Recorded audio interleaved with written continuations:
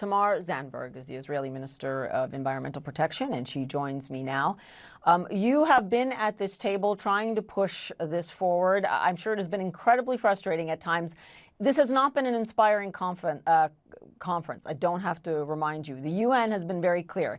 It is all but impossible at this hour to meet critical goals for 2030, let alone 2050. What has it been like for you as a stakeholder, and what do you see as the major stumbling blocks?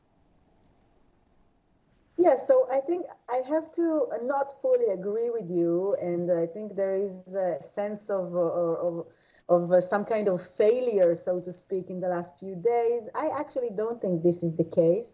I think there was a sense of urgency.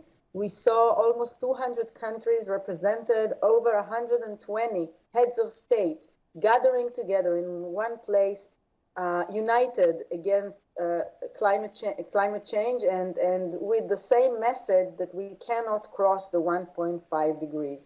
And I think after 26 years, this is COP26, after 26 years, I think this was the moment of change, because the emergency is clear, because economies speak.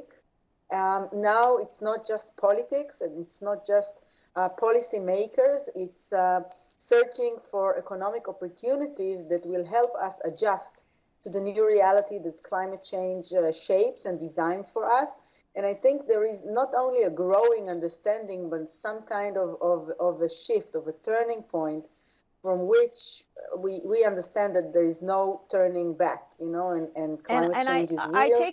I take your point and your sense of urgency, and yet Israel, your country has put more ambitious targets on the table, and yet you face the same cynicism that large polluters face, right? If you looked at your proposals in Israel right now, the roadmap is still not that clear that you would even get to net zero by 2050, let alone 2030. So you're saying there's a sense of urgency, but what have you seen at the negotiating table that makes you think you'll actually get there? Yes, so first of all, Israel has committed to net zero by 2050 only days before the conference in Glasgow. And that means that Glasgow already served as some kind of a motivator to reach that target. Now, a week before going to Glasgow, we did put on the table some 4 pledges in fields of energy, of transportation, of innovation, that are actually our action plan, how to make it happen. And we have allocated money in the budget that passed only last week to meet the targets and to make sure that we will meet them. Of course, it's not easy. It's not easy to any country, and especially Israel, that is a little bit behind because of not doing much in the years that passed. But this government was sworn in only 4 months ago and is already doing more that was done in years. So I'm actually optimistic.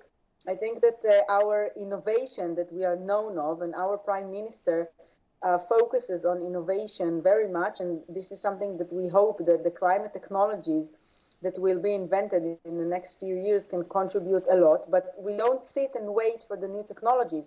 We are acting now to electrify our transportation, to put forward a renewable energy program, and these are things that we are doing now, especially because Israel is not, it's true, it's not a big emitter, but it is a very vulnerable place in terms of the disasters that we will see of our dry and hot climate. Yeah, and that vulnerability has been key, and a lot of smaller countries talking about that at the table at COP26. I will have to leave it there. Minister Zandberg will continue to watch those developments. Appreciate it.